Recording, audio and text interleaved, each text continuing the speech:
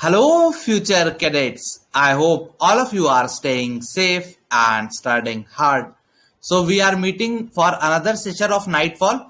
सवालों का भक्षक और आपकी रातों का रक्षक क्विज मास्टर नाइटफॉल हाजिर है दोबारा से।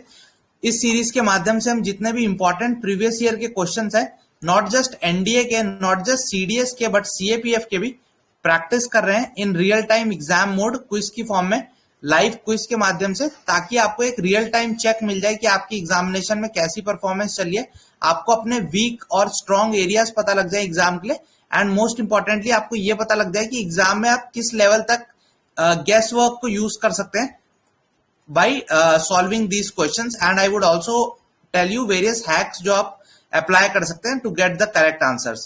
So Nightfall is very very important because it would help you test yourself before UPSC actually tests you on 10th of April.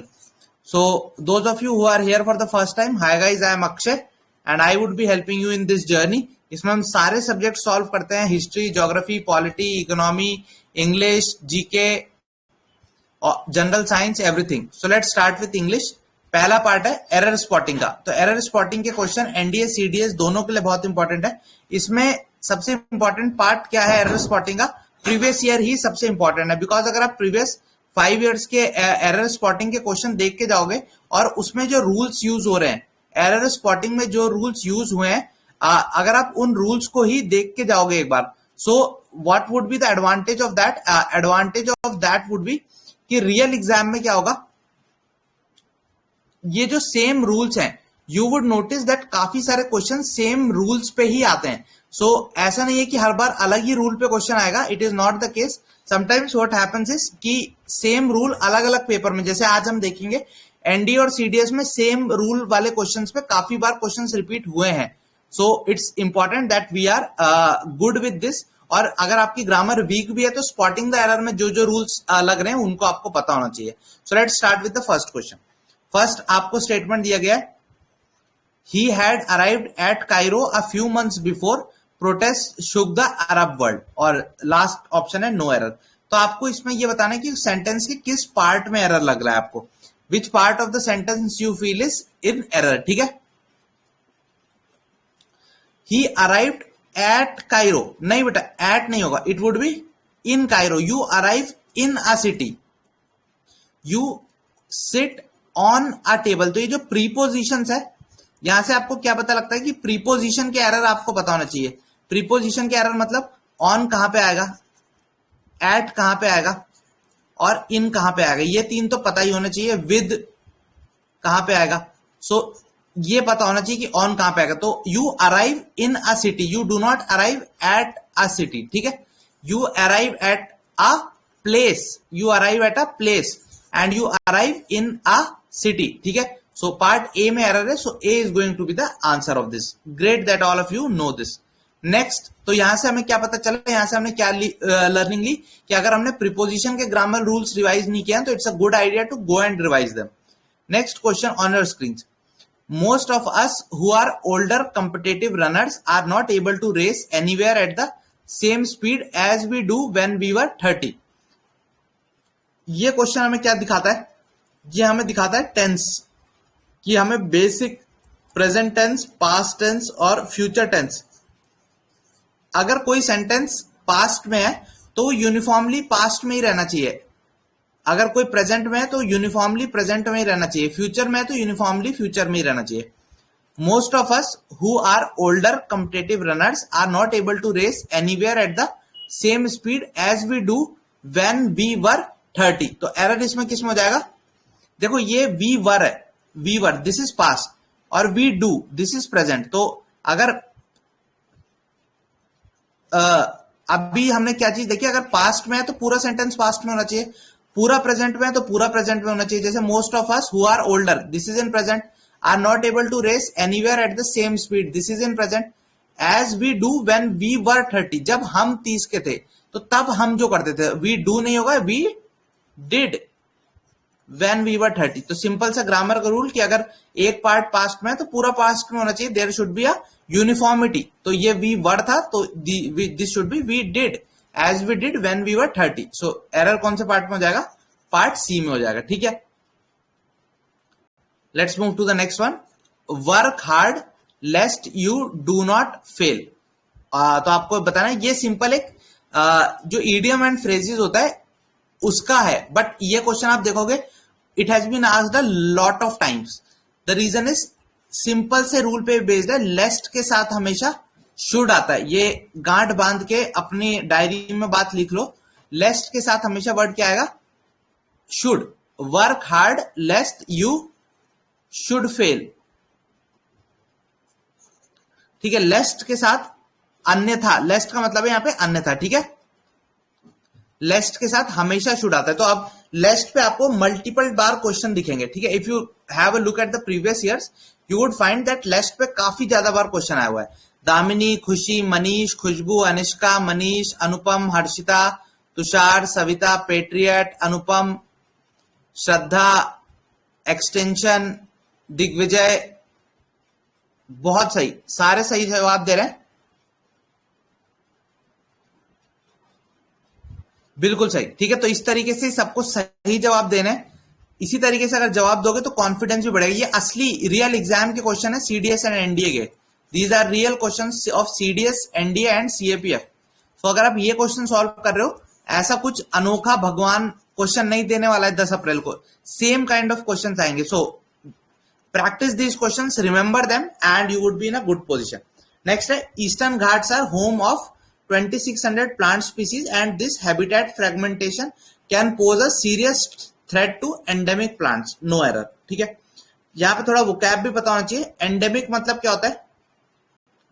Endemic मतलब जो एक पर्टिकुलर लोकल एरिया में, जैसे जो कोविड है वो एक एपिडेमिक से अब एक एंडेमिक डिजीज बन सकती है. एंडेमिक यानी एक पर्टिकुलर एरिया में ही लिमिटेड है वो. ठीक है, जो एक पर्टिकुलर लोकल एरिया में मिलता है, दैट्स एंडेमिक. ठीक है, so Eastern Ghats are home of 2600 plant species. नहीं, they are home to. Okay, so it would not be home to.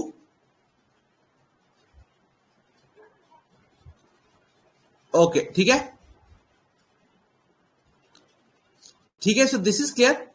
Shell I move ahead?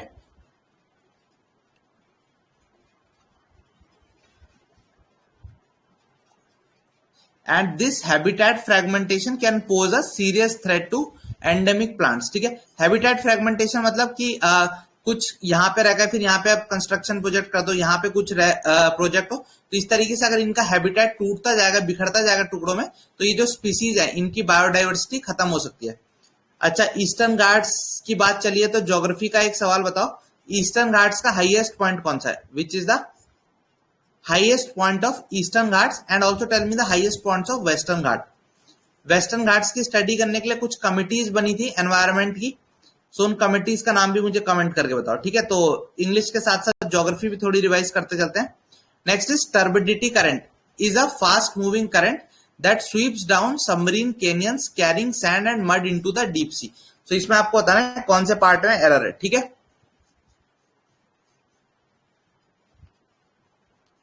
okay, so you have to now tell me which part is having the error. Turbidity current is a fast moving current that sweeps down submarine canyons carrying sand and mud into the deep sea. So which part of this is going to have error?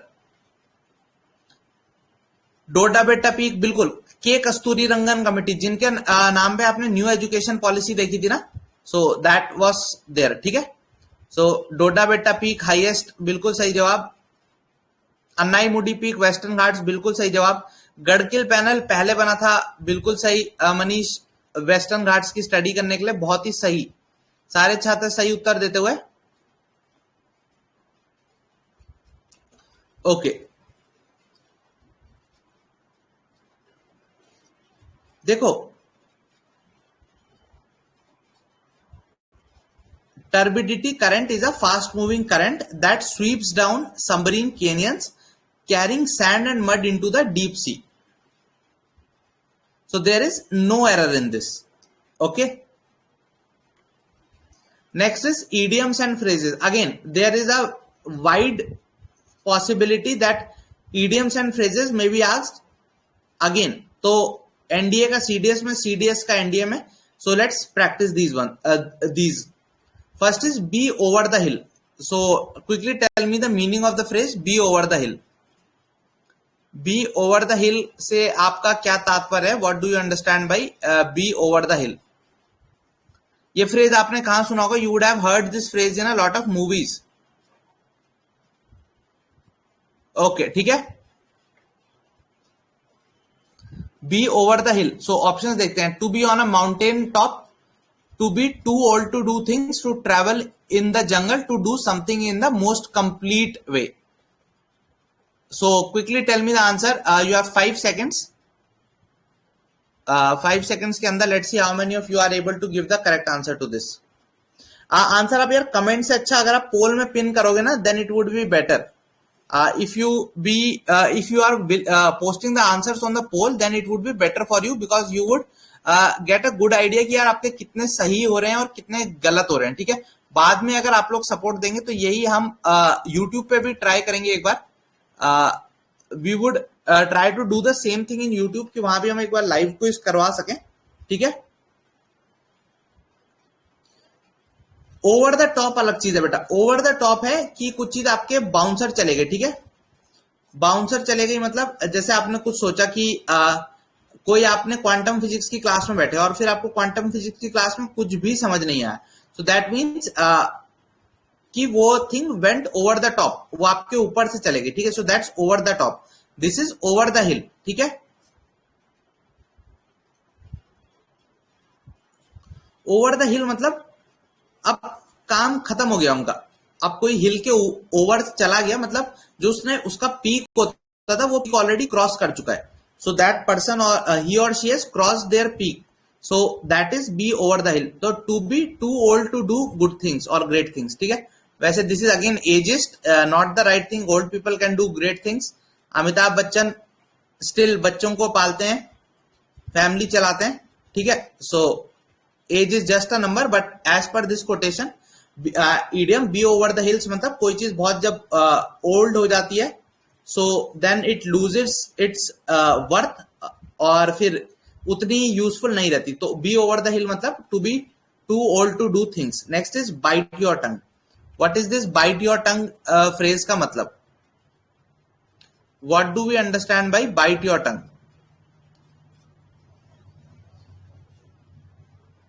Quickly tell me what do we understand by this bite your tongue? Options are on your screens.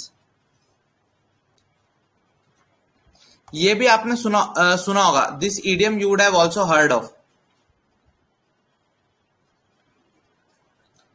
ऐसे जीभ ऐसे कर देते हैं ना, तो मतलब कब करते हैं ऐसा? जब आप किसी को चाहते हैं कि वो बोले ना, आप किसी का चाहते हैं कि अरे बात मत कर, गलती हो गई, ऐसे आगे बोलना नहीं है. So that is bite your tongue. To stop yourself from saying something because it would be better not. तो सपोज आपके दोस्त का कोई सीक्रेट था तो आप अपने किसी और बंदे के सामने उसकी चुगली ना करो. That would be to bite your tongue. So to stop yourself from saying something is to bite your tongue. ठीक है, क्लियर है? So this is clear. Second, there is some issue with the pen. Yeah, I guess now it's fine. Yeah, so let's so this is clear. Bite your tongue clear है सबको?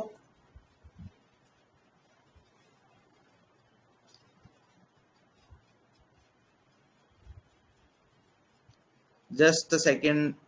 Yeah, bite your tongue clear है. To stop yourself from saying something because it would better not be said. So A is the correct answer.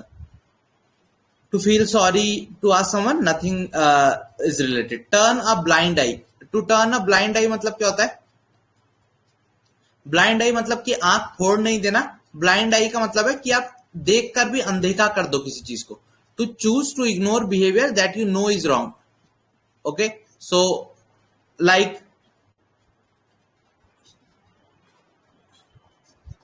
अगर कोई parent है वो अपने बच्चे की गलती को इग्नोर कर रहा है जानबूझ के, so he is turning a blind eye. अगर आपने किसी को ट्रैफिक पुलिस वाले को घूस दी सपोज, ठीक है, ऐसा करना नहीं चाहिए, और फिर वो आपको बिना हेलमेट के भी जाने दे, तो वो क्या कर रहा है? He is turning a blind eye to you.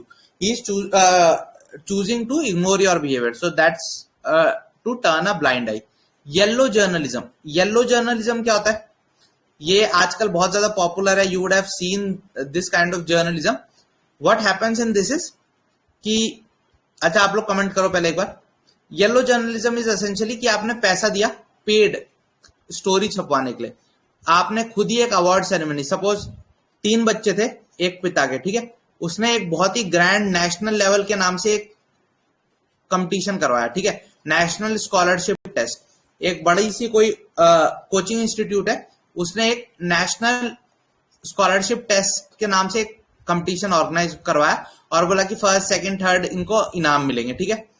अब क्या हुआ, इसी कंपटीशन बड़े जोर शोर से कराया और बच्चों के फोन नंबर डेटा चुरा लिया सब. अब वो कंपटीशन हुआ और उस कंपटीशन को कवर करवाने के लिए न्यूज़पेपर वाले को बहुत सारा पैसा दिया कि आप छापो ऐसा कि ये जो XYZ कोचिंग इंस्टीट्यूशन है इसने ये नेशनल स्कॉलरशिप टेस्ट करा और ये इनाम बांटे. बस ये मत छापना कि ये कंपटीशन तो सिर्फ बहाना था, हमें तो अपना प्रचार करना था, दूसरा बच्चों के फोन नंबर चोरी करने थे ताकि हमारी सेल्स टीम उन्हें कॉल करके बार बार अपने कोर्स बेचो कर सके.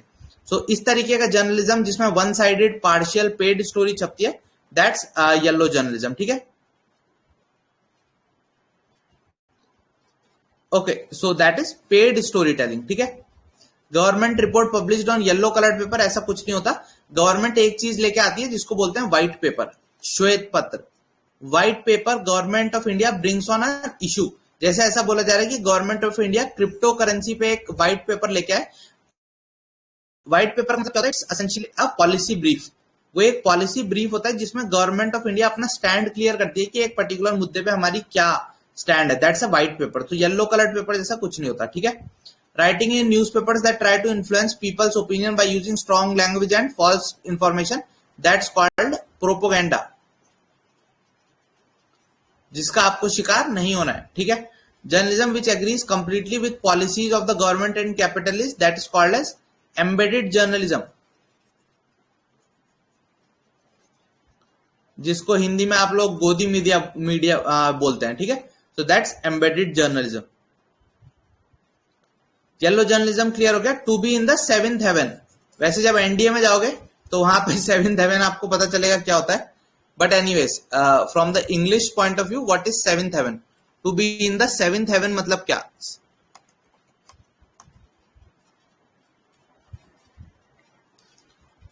सातवें हेवन मतलब सातवें स्वर्ग में हो, इसका मतलब क्या हुआ, ठीक है. सेवेंथ हेवन का मतलब होता है कि एकदम आप उल्लास की स्थिति में हो, आप बहुत ही ज्यादा ब्लिस फील कर रहे हो, दैट सेवेंथ हेवन, ठीक है. To fly in the air, to be completely alone, to be extremely happy, ठीक है. So B is the correct answer. Seven wonder से इसका कोई लेना देना नहीं है, ठीक है. So to be extremely happy वाली स्टेट में is to be in the seventh heaven. Next is ordering of sentences. Again this is an important type of question जो आपके इंग्लिश वाले सेक्शन से आता है. So it's important that we are good with these types of question. English के जितने भी question हैं they are a good opportunity to get maximum marks, ठीक है.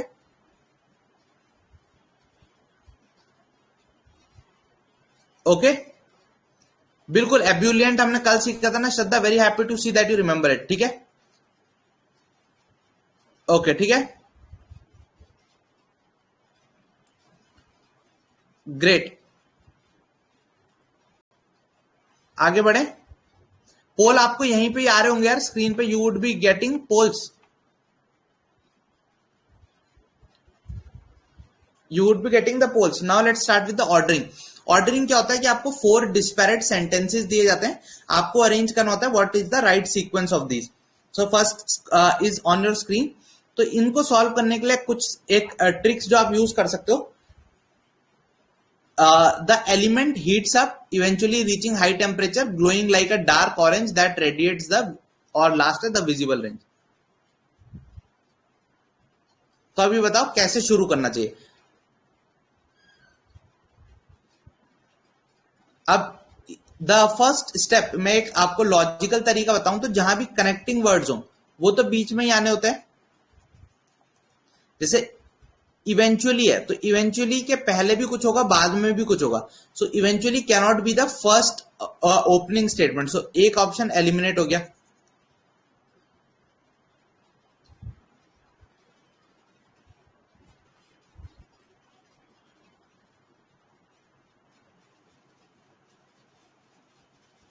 अब देखो what could be the case, glowing again, अगर ये ग्लोइंग एज अ एडजेक्टिव काम कर रहा होता तो ठीक था, बट अगर यहां वर्ब की तरफ काम कर रहा है देन या एडवर्ब की तरह काम कर रहा है then it's slightly complicated. So क्या हो सकता है इसमें, the element heats up eventually reaching high temperatures glowing like a dark orange that radiates the visible range. ठीक है, so PQRS A is likely to be the correct answer. ठीक है, सो इसमें तो स्ट्रेट फॉरवर्ड बन रहा था, we were directly able to get this. ठीक है,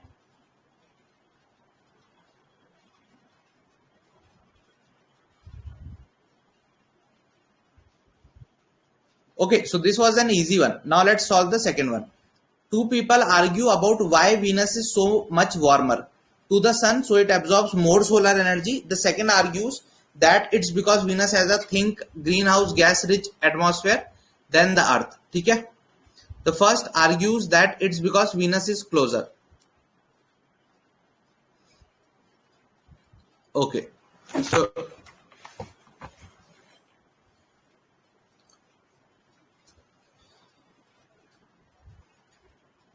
so two people argue about why Venus is so much warmer. अब so much warmer किसी चीज से होगा ना, so much warmer than the earth. ठीक है, फिर the first argue that it's because Venus is closer किसके, to the sun, so it absorbs more solar energy. The second argues that it's because Venus has, so again it would be PSQR. So PSQR, A is again going to be the correct answer. कैसे पता चला मैं, देखो eliminate भी कर सकते थे इसमें. कैसे एलिमिनेट, सेम वही कि कनेक्टिंग वर्ड्स वाला कंपैरेटिव वर्ड शुरू में तो नहीं आएगा, देन द अर्थ फर्स्ट तो नहीं आएगा, so obviously this is gone. अब फर्स्ट और सेकंड की बात कर रहा है तो सेकंड वाला भी पहले तो नहीं आएगा, सेकंड वाला would be coming after the first. So S has to be before Q, S has to be before Q, so this is eliminated and this is eliminated. So by elimination also you could have reached at this. Again ये जो these are ordering वाले sentences are also one of the best places जहां पे आप marks को extract कर सकते हैं. Next is are now used by more than 1,000 firms and are growing in popularity in the US and Europe. Gain sharing plans. ठीक है,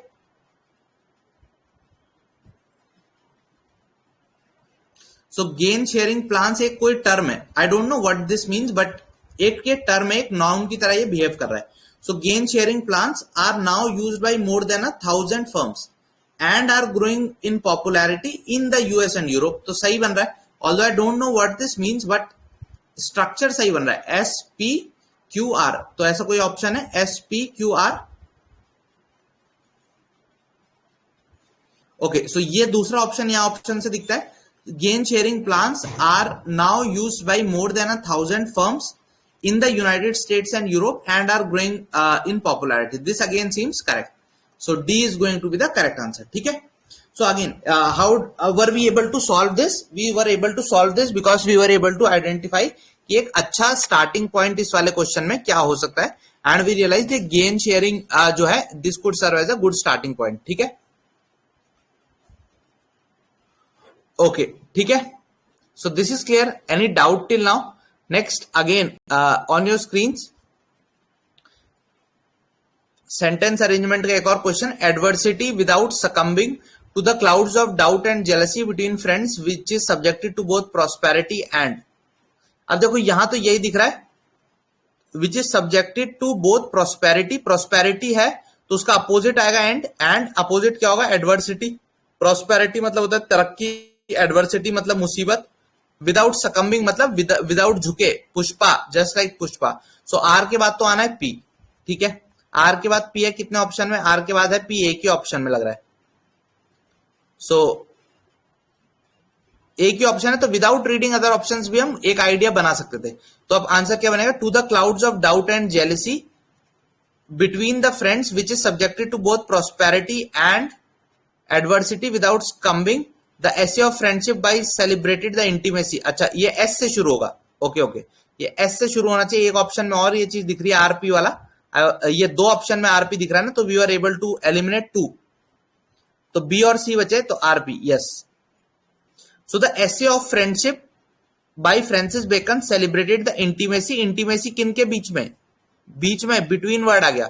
सो S P friends which is subjected to both prosperity, हमने देखा था are के बाद आएगा P, are के बाद आएगा पी और लास्ट में Q. So C is going to be the correct answer of fourth. Okay, सही है, क्लियर है, आगे बढ़े। नेक्स्ट है आपका नेक्स्ट क्वेश्चन ऑर्डरिंग में, friends without which the world is make friends and wills to want true, it is miserable solitude that compels a person to nothing other than a place of wilderness। ठीक है, अब देखो it is miserable solitude, solitude word याद करो, अगर आपने कल class attend की थी तो हमने देखा था अकेलापन, वो सॉलिटरी रीपर की जब हम बात की थी, हमने सॉलिटरी रीपर की, सॉलिट्यूड की, एक उसका सिनोनिम वर्ड भी देखा था। सो वही वर्ड यहाँ पे भी, मिजरेबल मतलब एकदम पैथेटिक सिचुएशन, दयनीय सिचुएशन, दयनीय अवस्था। इट इज मिजरेबल सॉलिट्यूड, एकाकीपन, जब आप अकेले होकर बहुत ही ज्यादा परेशान हो। That compels a person to, आप कोई अकेला है तो उसको किस चीज की मजबूरी होगी, क्या करने की, person to make friends and a person wills to want true friends without which the world is nothing other than a place of wilderness. So R Q P S, R Q P S, C is going to be the correct answer. ठीक है, तो ordering the sentences में important चीज क्या है, that these are the easiest questions. Ordering the sentences वाले easiest question है, you just need to have an open mind and you would be able to solve majority of these questions. ठीक है, तो इसमें important चीज क्या, ordering the, इसमें open mind रखना है, कनेक्टिंग वर्ड्स को आइडेंटिफाई करने की कोशिश करना है और कोशिश करनी है एलिमिनेशन को यूज करने की। ठीक है, ओके, सो अब बात कर ली इंग्लिश की, अब कुछ सवाल जीके पे आ जाते हैं। पॉलिटी का एक सवाल नजर आ रहा है, which one of the following is not a correct statement with reference to constitution of India. Right to education 21A, 22 talks about preventive detention. Right to constitutional remedies in part 3. Writ jurisdiction of High Court is wider than the Supreme Court of India. Okay, अच्छा question है, सबके basic चीजें तो पता ही होनी चाहिए आपको। 85th amendment से इंट्रोड्यूस किया गया था कि 86th अमेंडमेंट से इंट्रोड्यूस किया गया था, कल ही डिस्कस किया है। तो देखो अभी यहीं पे आपको इस क्वेश्चन के माध्यम से the proof of pudding lies in eating, एक आपको मैंने फ्रेज भी बता दिया, इडियम भी बता दिया, इसका मतलब भी बताना। कल ये हमने डिस्कस किया था या नहीं किया था कि कौन सा अमेंडमेंट किस चीज से डील करता है, तो मैंने आपको उसमें बताया था कि लूसेंट से भी आप पढ़ सकते हो अगर टाइम हो तो। और दूसरी चीज मैंने आपको ये बताई थी कि जो वेरियस इंपॉर्टेंट कॉन्स्टिट्यूशनल अमेंडमेंट्स है वो हमें पढ़ के जाना है। सो मैंने उसमें आपको बोला था कि कुछ 61st कॉन्स्टिट्यूशनल अमेंडमेंट बहुत इंपॉर्टेंट है, फिर मैंने बोला था 86th कॉन्स्टिट्यूशनल अमेंडमेंट बहुत इंपॉर्टेंट है। ठीक है, ओके, ठीक है,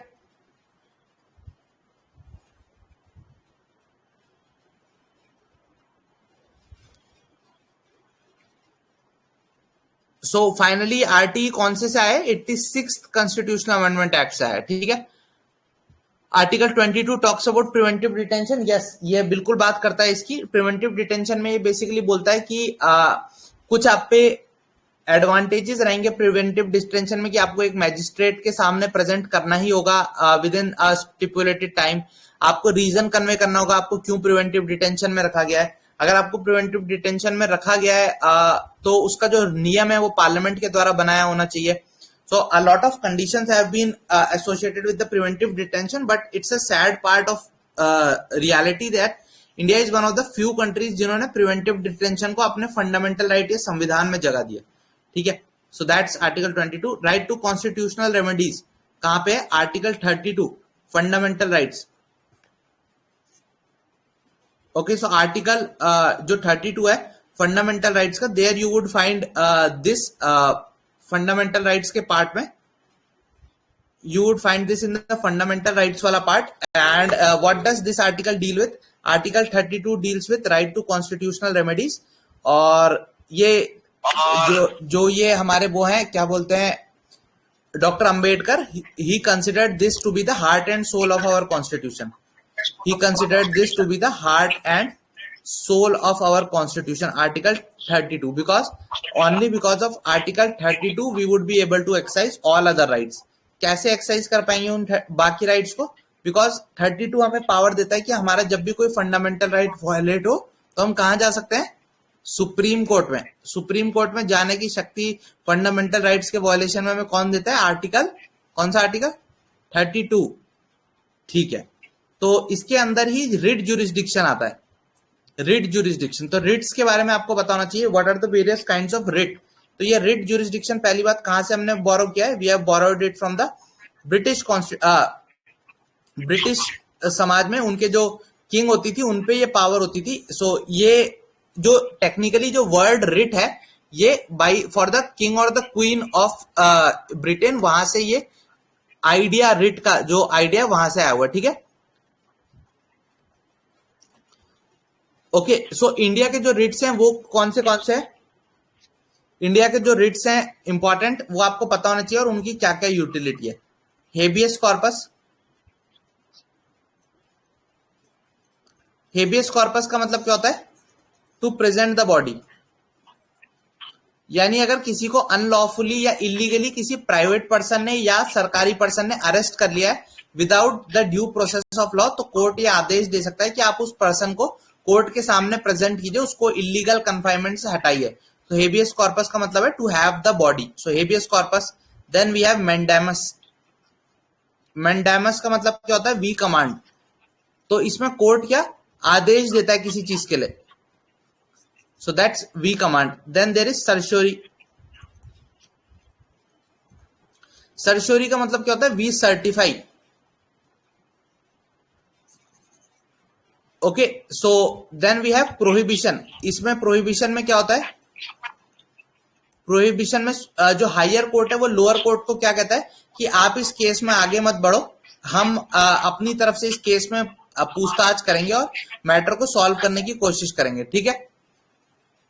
सो दैट्स प्रोहिबिशन। तो ये जो वेरियस रिट्स हैं ये कौन कौन इश्यू कर सकता है? आर्टिकल 32 के अंदर ये पावर किसको है? सुप्रीम कोर्ट को। आर्टिकल 226 के अंदर ये पावर किसको है? हाई कोर्ट्स को। हाई कोर्ट्स का जो रिट ज्यूरिसडिक्शन है क्या वो इससे ज्यादा है या कम है?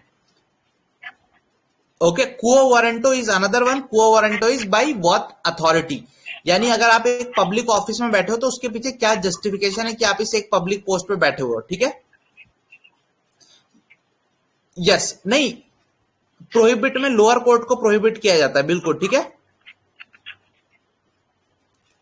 यस, हाई कोर्ट का जो आप देखो रिट ज्यूरिसडिक्शन की बात करते हैं, ठीक है। Let's talk of the writ jurisdiction now. Okay, so let's talk of the writ jurisdiction. Territorial नहीं, यहां जो वाइडर का मतलब है, वाइडर का मतलब कुछ और है। What is the meaning of wider? Wider का मतलब है सुप्रीम कोर्ट जो है ना, सुप्रीम कोर्ट रिट्स को इश्यू कर सकता है only for the enforcement of fundamental rights. Article 32 के अंदर सुप्रीम कोर्ट सिर्फ रिट्स इश्यू कर सकता है for the enforcement of fundamental rights, whereas high courts other legal rights को एनफोर्स करने के लिए भी रिट ज्यूरिसडिक्शन को यूज कर सकते हैं, ठीक है। सही है।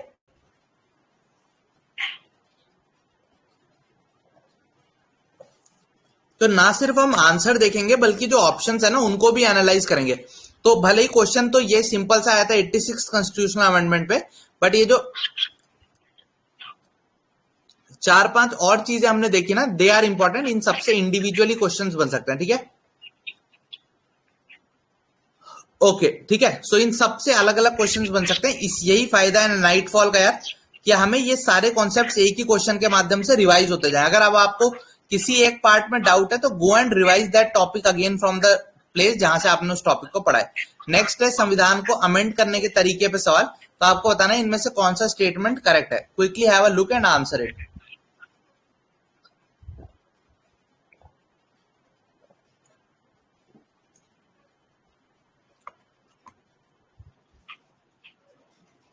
Which one of the following statement is regarding constitutional amendment के बारे में? अमेंडमेंट का प्रोसीजर आर्टिकल 368 में दिया है। बिल टू अमेंड कॉन्स्टिट्यूशन किसी भी हाउस में इंट्रोड्यूस किया जा सकता है। Special procedure in 368 vest constituent power upon the ordinary legislation.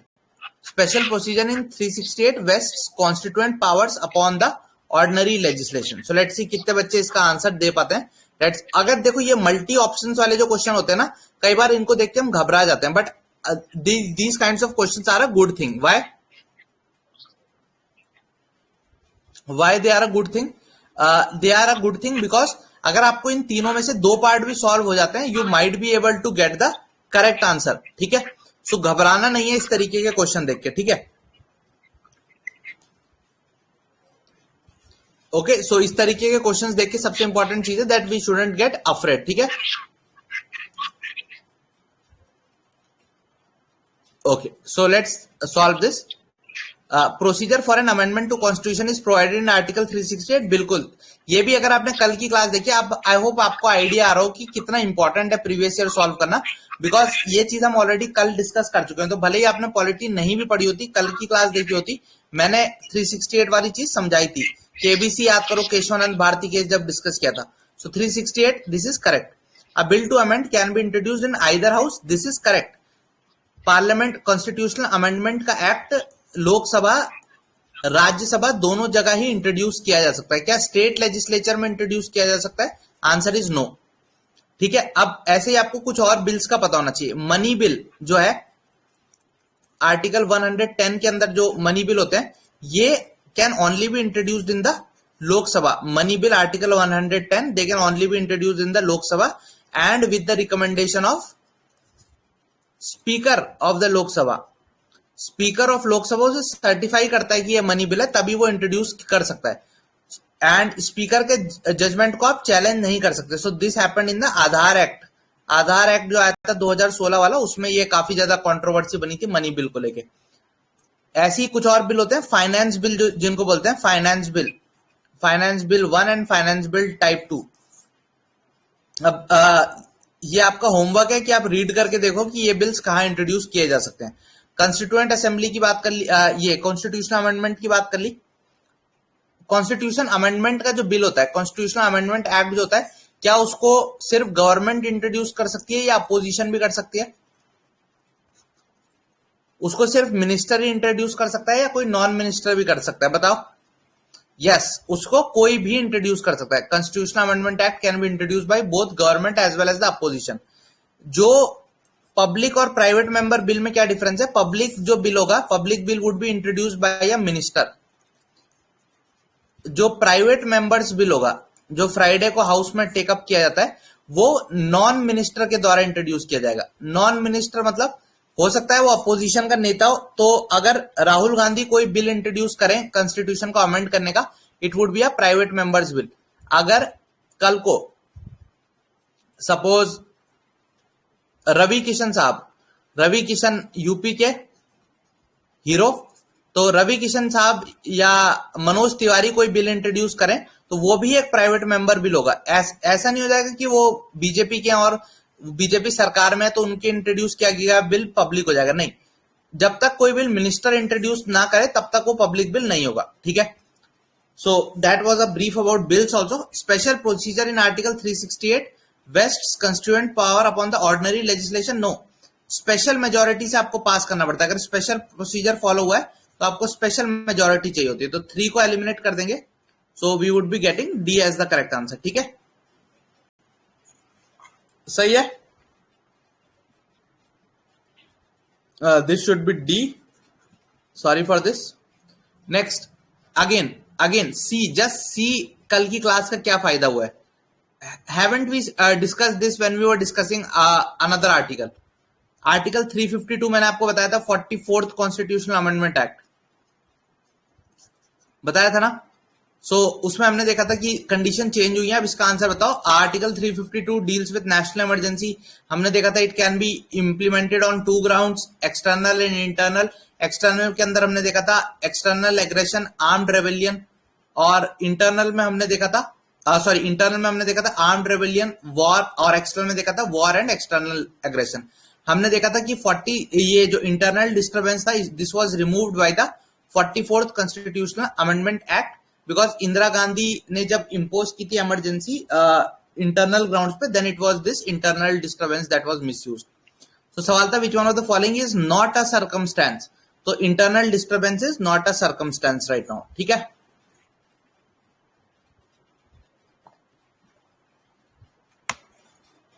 Next question on your screen. आपको आप बताना है which one of the following is not. Not को हमेशा एनसर्किल कर लेना। Not a condition for the disqualification of a member of parliament.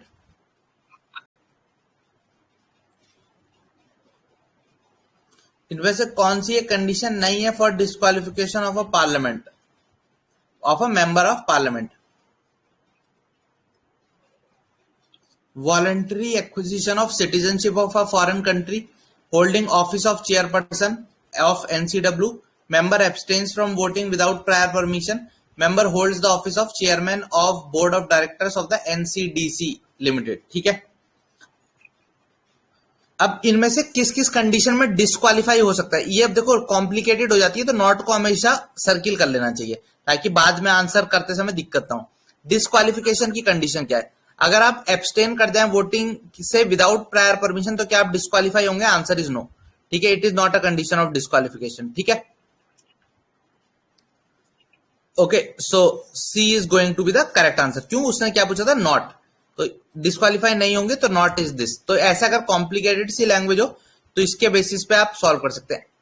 और ये आप ऐसे भी समझ सकते हो, सपोज आपको आना था, आज बहुत ही इंपॉर्टेंट हाउस में डिस्कशन चल रहा था, आज वोटिंग होनी थी, अनुच्छेद 370 हटना चाहिए या नहीं, वोटिंग होनी थी, आपकी पार्टी ने व्हिप भी जारी कर दिया था कि आपको आके वोट देना कंपलसरी है, पर बेचारे आप रहते थे दरियागंज में और वहां से आप चले पार्लियामेंट आने के लिए, आप एमपी हैं, ठीक है, अब आपकी गाड़ी पंचर हो गई और फिर आप पहिया बदलने में ही रह गए वहां, और जब तक आप पता चले पार्लियामेंट पहुंचे, वहां वोटिंग होके सब खेल खत्म, पैसा हजम, तो फिर आप क्या आपको निकाल देंगे इस गलती के लिए? आप बोलोगे नहीं सर स्पीकर साहब मेरी तो गाड़ी का पंचर हो गया था, सो आपको नहीं निकालेंगे वो। ठीक है, so that's why abstaining from voting without prior permission भी wouldn't lead to your automatically lead to your disqualification. ठीक है, डिस्क्वालिफिकेशन कब होता है? अगर आप कोई ऑफिस ऑफ प्रॉफिट होल्ड कर रहे हो,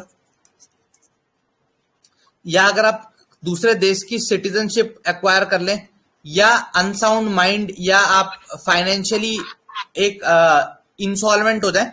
सो इन कंडीशंस में, या आपको एससी एसटी एक्ट के अंदर प्रोसिक्यूट कोई केस चल रहा हो, या आपको कोर्ट कन्विक्ट कर दे, in these cases you can become disqualified. ठीक है, डीपीएसपी को लेके ये टैगलाइन किसने दी थी कि डीपीएसपी का जो गोल है वो है furthering the goals of social exclusion, नहीं होना चाहिए था, इंक्लूजन होना चाहिए था। ठीक है, ये शायद एग्जाम में भी गलत लाइन छप गई थी, but furthering the goals of social inclusion was the word. ठीक है, सो ये किसका है? Who is the person? ये ऐसे क्वेश्चन सीडीएस में बहुत ज्यादा आते हैं, such kinds of questions are asked in CDS a lot. ठीक है,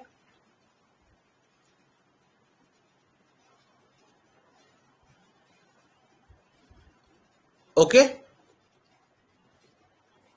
अगर वो विप का वायलेशन करता है आदित्य, तो वो डिपेंड करेगा कौन सा विप है। If it's a 3 line whip, तब स्पीकर का ये जुरिस्डिक्शन होगा how he proceeds with the removal of that member. ठीक है, ओके, ठीक है, ठीक है मनीष। तो पहले तो विप भी काइंड के होते हैं, एक 3 लाइन विप होता है जिसको फॉलो करना मैंडेटरी होता है। तो अगर पार्टी ने 3 लाइन विप इशू किया और किसी ने उसके अगेंस्ट वोट किया, तब भी ऑटोमेटिकली वो रिमूव नहीं होगा, फिर स्पीकर के पास मामला जाएगा, फिर स्पीकर उसे रिमूव करेगा। ठीक है, एप्रोप्रिएशन बिल और मनी बिल में डिफरेंस है बेटा, बहुत ज्यादा डिफरेंस है। Appropriation bill is a specific type of bill, whereas money bill is a broad category. ठीक है, विप का मतलब होता है, विप होता है चाबुक, चाबुक मारना। तो ऐसे ही सदन में हर एक पार्टी एक अपने नेता को नियुक्त करती है जिसका काम होता है चाबुक मार के और मेंबर्स की अटेंडेंस सुनिश्चित करना। So that member is called as whip, और जो वो ऑर्डर इशू करता है that's called as a whip order. ठीक है, when I was in lamp, my MP was a chief whip of large party. So whip क्या है? Work closely, आई realise कि वो 3 टाइप्स के विप होते हैं, if you see there, 1 line whip, 2 line whip and 3 line whip. ठीक है, so 3 line whip is issued जब बहुत ही इमरजेंसी होती है, जब मस्ट होती है सबकी attendance. So a fun fact here, अगर आपको पता हो 370 पे जब वोटिंग हुई थी, so all parties issued whip, but still कई लोग होते हैं ना जिनपे बहुत ज्यादा एनर्जी होती है। सो इंडिया में कई लोग हैं जो हैंडपंप उखाड़ देते हैं, one of the member of parliament भी हैंडपंप उखाड़ देते हैं।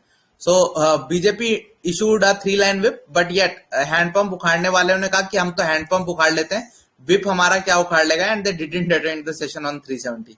If you go on the Lok Sabha website, तो वहां पे आपको अटेंडेंस दिख जाती है मेंबर्स की, गो एंड चेक कि आपका एमपी कैसा परफॉर्म करता है। अगली बार वोट देने से पहले उनकी पार्लियामेंट्री परफॉर्मेंस चेक करना। Anyways, the answer of this is Granville Austin. Granville Austin is considered to be a doyen on Indian constitution.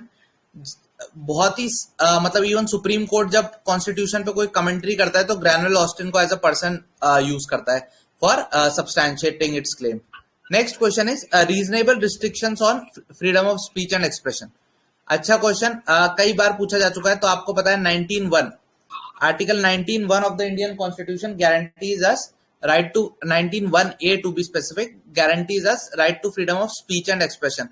अभिव्यक्ति की आजादी देता है. आर्टिकल 19(2) में रिस्ट्रिक्शंस लगी हुई हैं. व्हाट आर द रिस्ट्रिक्शंस जो लगी हुई हैं, क्या नाम है उन रिस्ट्रिक्शंस का, बता दो जरा. सीआईडी जानते हो? सीआईडी जानती हो? सालुक्य वाली जो सेट मैक्स पे आती है सोनी पे. तो सीआईडी स्टोल, सीआईडी चोरी कर लेती है. क्या चोरी करती है? चोर पकड़ती नहीं है, चोरी कर लेती है. क्या चोरी करती है? पीडीएफ चोरी कर लेती है. पीडीएफ खरीदने की जगह चोरी कर लेती है, दोस्त से मांग लेती है सीआईडी. सो क्या रिस्ट्रिक्शंस हैं फ्रीडम ऑफ स्पीच पे? क्योंकि सीआईडी को कोई केस तो करेगा नहीं, तो सीआईडी स्टोल पीडीएफ. सी क्या है? पहली रिस्ट्रिक्शन क्या है? Contempt of court. तो आप कोई भी बात बोलो लेकिन ऐसी बात ना हो कि वो कोर्ट की अवहेलना हो, कोर्ट की जो मैजिस्ट्री है उसको लोगों की नजरों में गिराए. कोर्ट की किसी आदेश की कंटेम्प्ट नहीं होनी चाहिए. So first restriction is contempt of court. Second restriction on freedom of speech is incitement to violence. जो भी आप नारा लगाओ, जो भी आप बात को, उससे डायरेक्टली वायलेंस को प्रमोशन नहीं मिलना चाहिए किसी के खिलाफ. D is defamation. आपको बोलने की स्वतंत्रता तो है, बट आपको यह स्वतंत्रता नहीं है कि आप अनगरल अनाप शनाप आरोप किसी के ऊपर लगाए ताकि उनकी मानहानि हो उससे. तो ये you are not allowed. So CID stole. S is sovereignty and integrity. तो आप कोई भी चीज बोलो चलेगा, बट देश की एकता, अखंडता, संप्रभुता के खिलाफ नहीं बोलना. ठीक है. तो sovereignty of the country. P is public order. आप कोई ऐसी बात या कोई ऐसा एक्सप्रेशन मत दो जिससे पब्लिक ऑर्डर यानी दंगे भड़क जाएं, पब्लिक ऑर्डर ना खराब हो जाए. Public order. D is decency. अब आपको सब कुछ बोलने का, एक्सप्रेस करने का आजादी है, बट इसका मतलब ये नहीं है कि सड़क पर नंगे चलने लग जाओ, बोलो कि ये तो मेरी अभिव्यक्ति की आजादी है, मैं अपने को अभिव्यक्त नंगे होकर करना चाहता हूं. नहीं, वो पब्लिक ऑर्डर की जो डिसेंसी है, डिसेंसी और मोरालिटी का जो फैक्टर है, उसके खिलाफ चला जाएगा. ठीक है. F is friendly relations with neighbouring countries. तो आप कुछ भी बोल सकते हो लेकिन फिर ऐसी बात नहीं बोल सकते जो हमारे पड़ोसी मुल्क या हमारे जो मित्र राष्ट्र हैं उनसे हमारे संबंधों को खराब करें. तो एक्चुअली फ्रेंडली कंडीशंस वाली जो कंडीशन थी, this was introduced after the first amendment. ठीक है. And finally S is security of the country. ठीक है. तो CID stole PDF. CID PDF कैसे चुरा लेती है? बिकॉज उस पर फ्रीडम ऑफ स्पीच कंट्रोल करने की ताकत है. ठीक है. तो आपसे पूछा था कौन सी रीजनेबल रिस्ट्रिक्शन है? डेफेमेशन है, डिसेंसी मोरालिटी है, इंसाइटमेंट टू एन ऑफेंस है. तो तीनों है. ठीक है. So D is the correct answer for this. बल्कि इसके अलावा जो कंडीशंस थी हमने वो भी देख ली. ठीक है.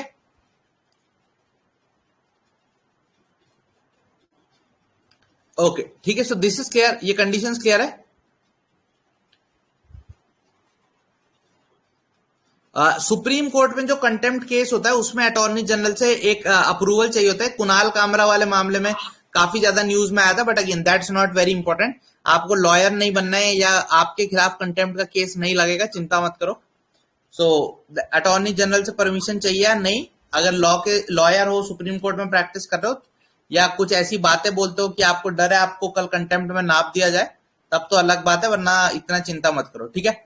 Which one of the following amendment in Constitution of India made a proclamation of emergency immune from judicial review? ये थोड़ा टफ क्वेश्चन है. This is a tough question because ये अमेंडमेंट ओवर रूल हो गया था.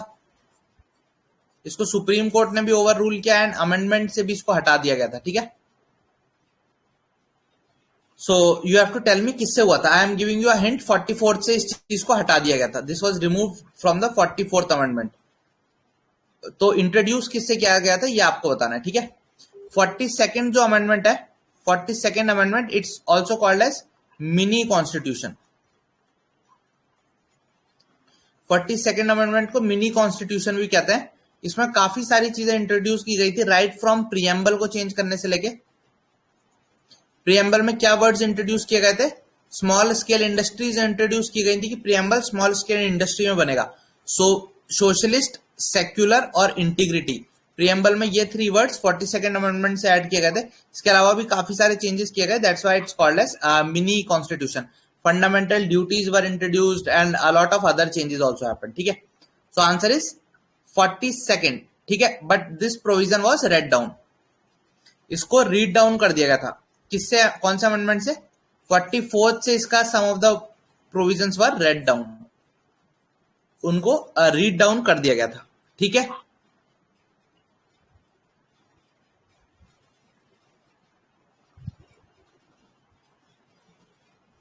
यस. सो 42nd के सम of the provisions को read down किया गया था. एंड 39th जो अमेंडमेंट है आपका, 39th अमेंडमेंट को कंप्लीटली स्ट्रक डाउन कर दिया गया था. सो 39th अमेंडमेंट को वॉज कंप्लीटली स्ट्रक डाउन. ठीक है. बिकॉज उसमें क्या था, 39th amendment was completely struck down and 42nd was read down and 39th was completely struck out, struck down. 39th को हटा दिया गया था बिकॉज 39 किससे डील करता था कि इमरजेंसी, कल को अगर इमरजेंसी लगेगी सो उस पे आप कोर्ट नहीं जा सकते. You can not seek judicial review. So answer क्या हो जाएगा? Answer would be the 39th amendment act. ठीक है. बट आई होप आपको बाकी अमेंडमेंट्स भी समझ आ गए हैं, उनकी क्या क्या इंपॉर्टेंट चीज है. Next easy question. State step लेगी जुडिशरी और एग्जीक्यूटिव के बीच में डिफरेंस क्रिएट करके एक आयरन वॉल क्रिएट करने के लिए. ये कौन से पार्ट ऑफ द कॉन्स्टिट्यूशन में मेंशन्ड है? इनफैक्ट आर्टिकल भी पता होना चाहिए आपको, या फिर इवन आपको बेसिक फिलॉसफी पता है कॉन्स्टिट्यूशन की कि ऐसी बातें कौन से पार्ट में होंगी. Then also you would be able to solve this. ठीक है.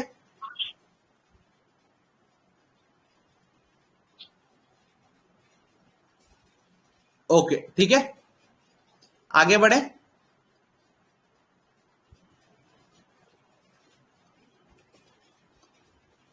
सो आपको पता होगा part 1 of the Indian constitution, we have 12 parts in our constitution.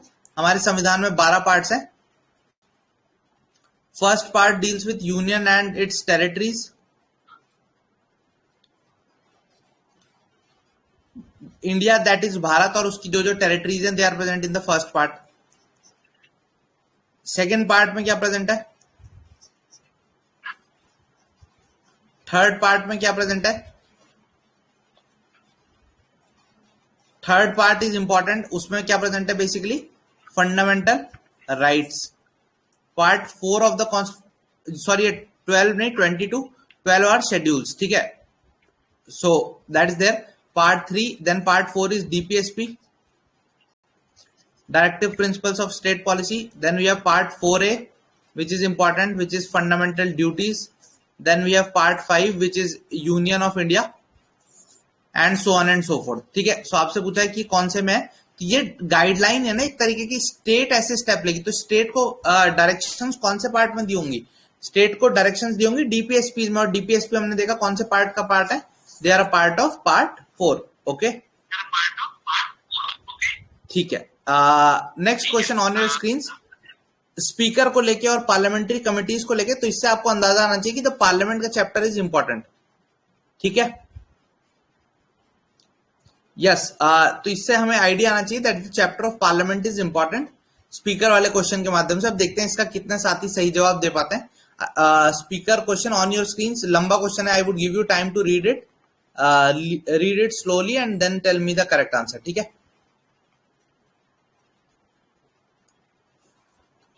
Okay.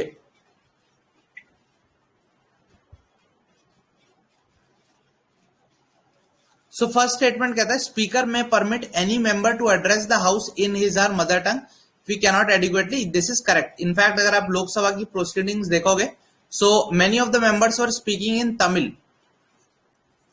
So opposition ने जब ह्यू एंड क्राई रेज किया तो स्पीकर सेड नहीं, इन्होंने मुझे प्रायर इंटीमेशन दे दिया and I have approved them and they were allowed to complete their statements in Tamil. In fact आपने देखा होगा लोकसभा की जब ओथ ले रहे थे, many of the members took oath in Sanskrit. सो वहां से भी आपको ये ऑप्शन एलिमिनेट करने का आइडिया आना चाहिए था कि can he allow. Yes, he may also dark art अगर आपने अटेंड किया, you would see this word may, might, can, should, ऐसे जो वर्ड्स हैं जो पॉसिबिलिटी दिखाते हैं, they are more likely to be correct, so this is the correct option, ठीक है। Business of the parliamentary committees transacted either in Hindi और in English, this is correct. Minutes of the meeting both Hindi और English में निकलते हैं, yes, ये both Hindi and English में निकलते हैं, ठीक है। So A 1 2 3 is going to be the correct answer, ठीक है।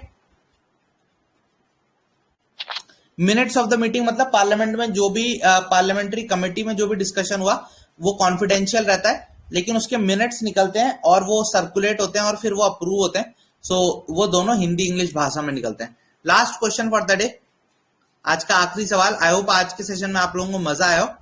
ये अगर आपने तिरंगा क्लास करी है और तिरंगा में पॉलिटी की क्लास करी हुई है, you would be able to solve this question, ठीक है। स्टेट जो हम पार्ट 3 में देखते हैं आर्टिकल 12 में, वो स्टेट किसको रेफर करता है? It refers only to government of India, only to government and parliament, only to government, parliament, state legislature, it refers to government of India, parliament, government legislature of each and all local और other bodies within the territory. तो मैंने only वाला, तो अगर आपने dark art देखी है तो मैंने बोला था लाल किताब याद है सबको? व्हाट वाज लाल किताब? तो लाल किताब स्ट्रेटेजी लगाओ, ओनली दिखा, ऑप्शंस के गलत होने के चांसेस हाई हैं, तीनों एलिमिनेट होंगे, you would get only this as the correct. उसमें मैंने याद करो आपको केस का नाम भी बताया था सुप्रीम कोर्ट में कि केस हुआ था जिसमें डिफाइन किया गया स्टेट को, बोला गया कि पब्लिक फंड या पब्लिक पावर को जो यूज करेगा that would be under state. याद करो मैंने बोला था कि उसमें पर्सनल लॉज लॉ के डेफिनेशन में नहीं आएंगे। दूसरा बोला था जुडिशरी स्टेट की डेफिनेशन से बाहर है, judiciary is not under the definition of state, ठीक है।